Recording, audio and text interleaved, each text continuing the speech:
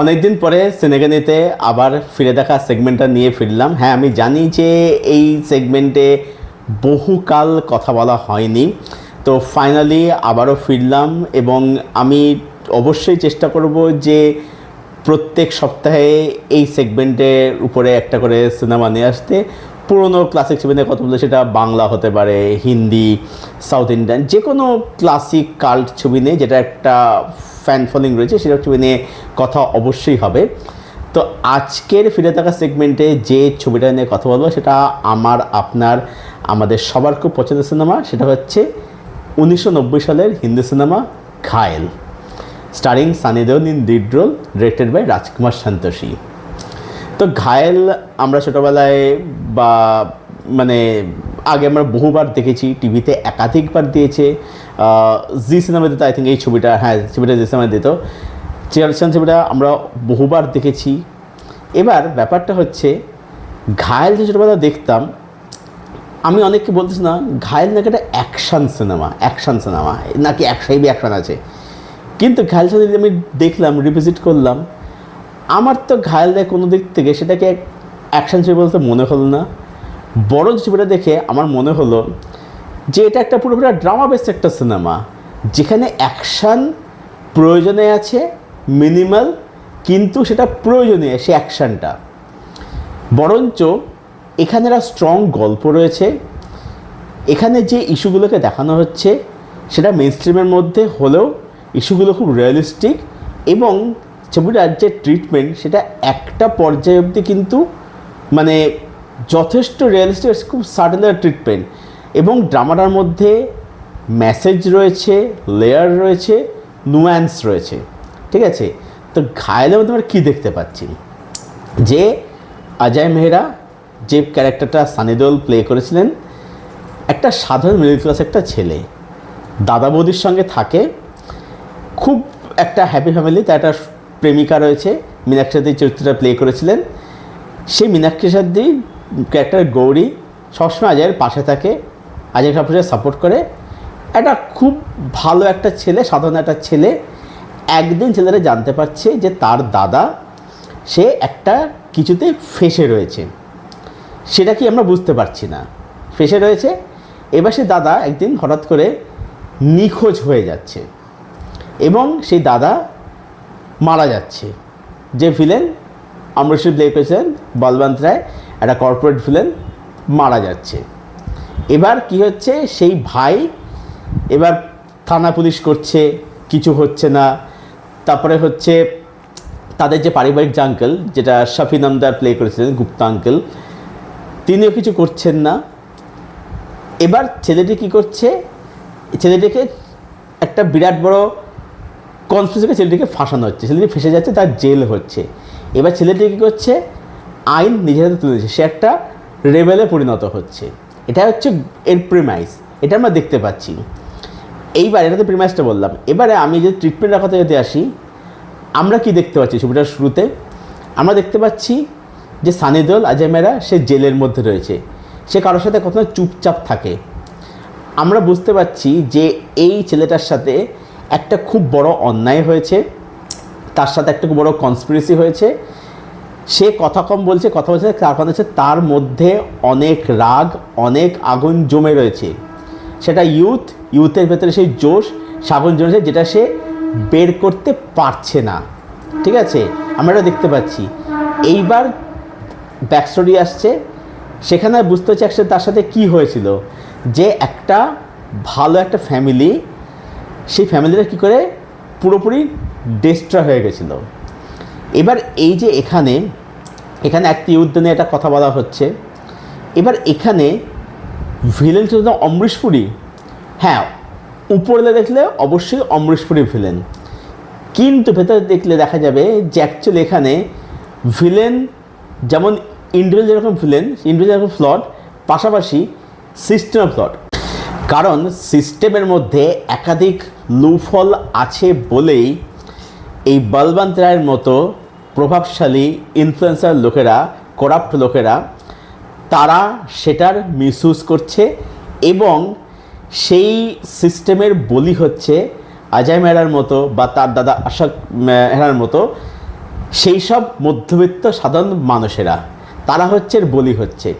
ছবিটার মূল বক্তব্য হচ্ছে এটাই, ছেলেটা শুধুমাত্র এখানে বলবানের এগেন্সে দাঁড়াচ্ছে না, সে ওই সিস্টেমের এগেনস্টে রুখে দাঁড়াচ্ছে, ঠিক আছে। এবং ছবিটার মধ্যে দেখবেন অনেকটা সময় ধরে ছবিটার মধ্যে ড্রামাটাকে কত সুন্দর করে এস্টাবলিশ করেছে। ড্রামাটার মধ্যে কোনো লাউড ওভার জিনিসপত্র একদম নেই।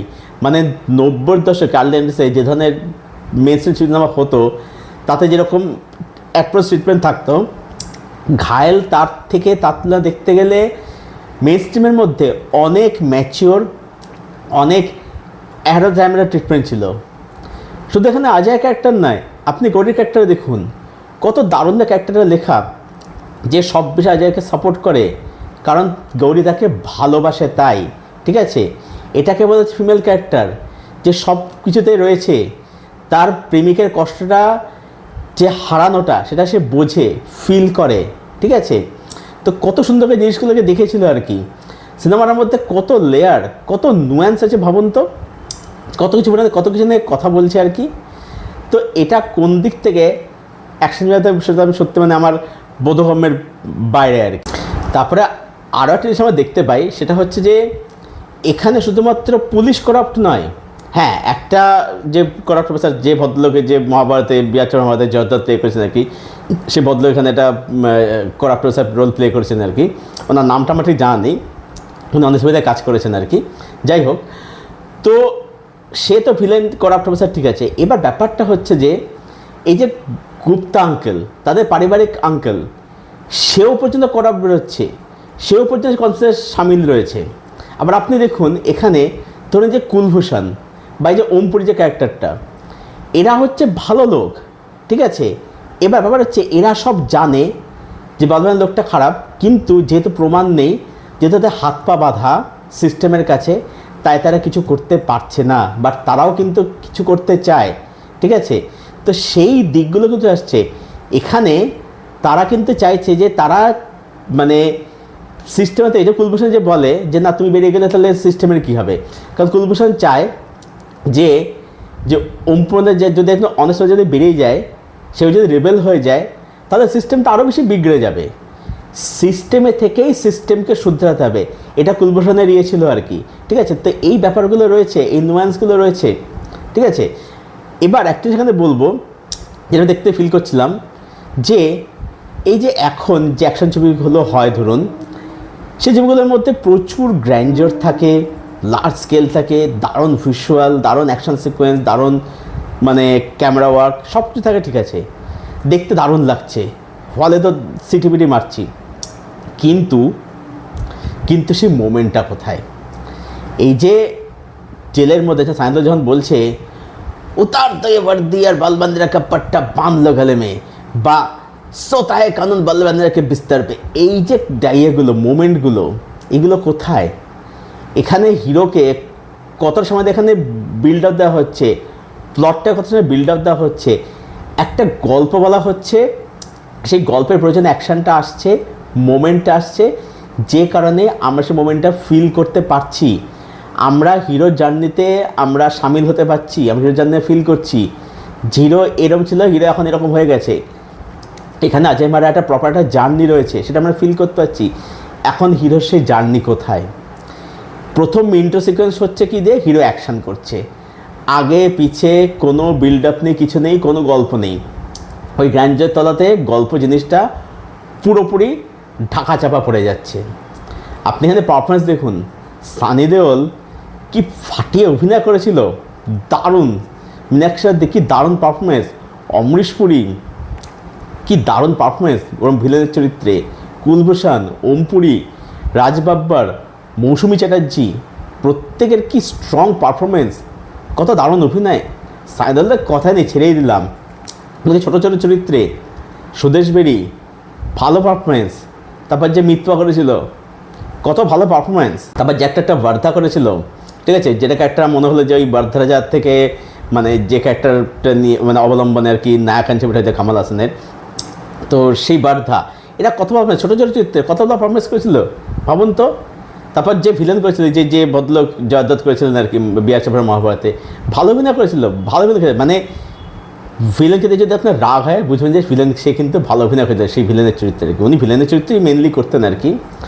তো তখন যেটা হতো কি, মানে একটা গল্প বলা হতো, গল্পের পরে যদি অ্যাকশানটা আসতো, মোমেন্টটা আসতো, হ্যাঁ অবশ্যই বলতে সেকেন্ড হাফের ছবিটা জিনিস একটু ওভার তো যায়, সেটা নিউজ স্পেশাল ঠিক আছে, যেমন কমার্শিয়াল কিডন্যাপ করে না, ওগুলো ঠিক আছে, ওগুলো নিয়ে কোনো চাপ নেই, ওগুলো মিশ্রিত তখন হতেই পারে আর কি।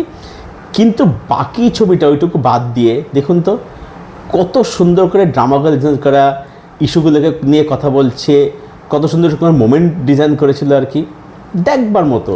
মানে ঘায়েল এত বছর পুরোনো একটা ছবি, আজ থেকে প্রায় 36 ছবিটা রিলিজ করেছিল, ছবিটা যখন এখনও দেখি না, ছবিটা এখনও একই রকম রেলিভেন্ট লাগে দেখতে।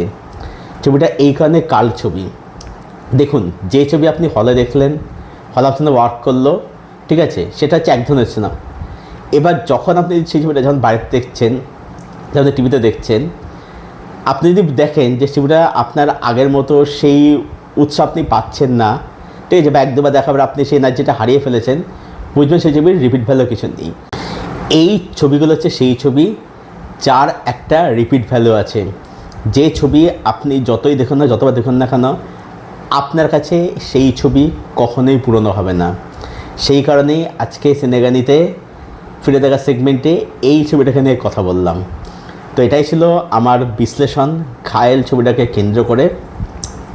আপনাদের এই ছবিটাকে নিয়ে কী স্মৃতি জড়িয়ে আছে, ছবিটা আপনারা কতবার দেখেছেন, ছবিটাকে নিয়ে আপনাদের কি মনে হয় সেটা অবশ্যই জানাবেন কমেন্ট করে।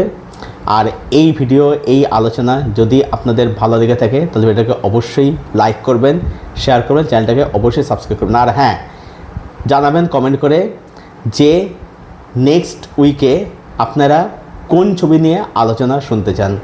যে ছবিটা সবচেয়ে বেশি ভোট পাবে আমি সেই ছবিটা নিয়েই পরের উইকে আমার বিশ্লেষণ, আমার রিভিউ নিয়ে আসবো। আপনারা কমেন্ট করে জানাবেন। তো চলুন ভিডিও এখানে শেষ করছি, দেখা হচ্ছে আপনাদের সঙ্গে পরে কোন দিটাতে। Till then stay best, till then keep watching good content.